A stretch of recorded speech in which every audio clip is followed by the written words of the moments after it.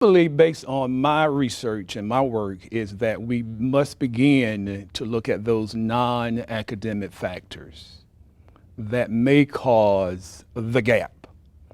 We have a lot of kids who are dealing with social and cultural issues that could possibly preclude the gap from closing. We're dealing with a lot of racism, we're dealing with a lot of apathy, and we are dealing with a lot of kids who are really struggling in classrooms today. And even before they get to classrooms, that there are issues that students are facing that may not be academic in nature, but may be those non-academic factors. For example, I always use the term Raheem, the name Raheem, because it connotes a certain type of student. If Raheem is having social issues or social problems at home, it could be an absent parent. It could be the struggles of that parent. It could be last night Raheem didn't have lights. It could be that the mother, the father are trying hard economically to make it, so to speak. And so if you take that same scenario and now Raheem is entering the school building, academically, the preparation is lacking. And so if we can deal socially and culturally with so many of our kids, to look at student services, the school counselors, the social workers, the psychologists, and the nurses, to deal with the Raheems and the LaQuishas of the world before they get to school. Now that begs the community work. Dr. Bell, you've written a report on graduating black males, and in that report you cite the nation graduates only 47% of black males who enter the 9th grade. Why do you believe the numbers for underperformance are so stark for African American males? We have to be honest. I believe my son, who is a graduate, he faced difficulties in school. The educator who worked in that same school, had I not been there in that same school, I don't know whether or not he would have successfully graduated from high school. So there are practices in place that successfully prevent so many kids from successfully graduating from high school, the push-out factors.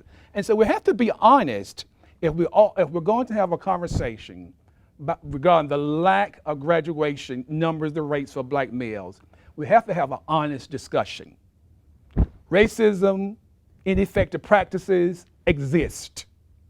They are there.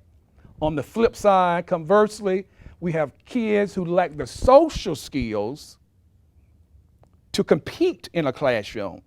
Granted, I as an adult sometimes become frustrated with society. But having a little maturity, I can step back and say, okay, how should I process this? Is this race? This is gender? Have I been mistreated? Have I been misled? What is it? Many of the young don't have those maturity, that sense of maturity. So they take their angst and their disappointments, their frustrations into the classroom. And we all know consequently what is going to happen. He or she, because of the zero policy, now would be suspended, or because of the perception of the teachers and the administrators of certain students, and they're out of school. So we all have some responsibility to play in this, the community and the school. I oftentimes used to tell my son this statement: I don't care if the teacher's the grand wizard of the KKK. Your responsibility is to learn from the wizard, and I, as the adult, would deal with those issues. So I call upon the villagers in the community to support, to nurture, to advocate for our kids, to increase that number, because, and I say often, it is more to graduating than just the academic piece. There's more to it.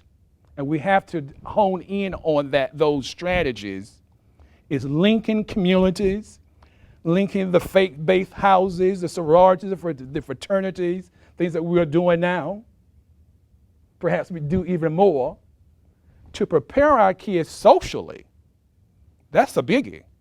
Socially ready to compete in a global world such as a school.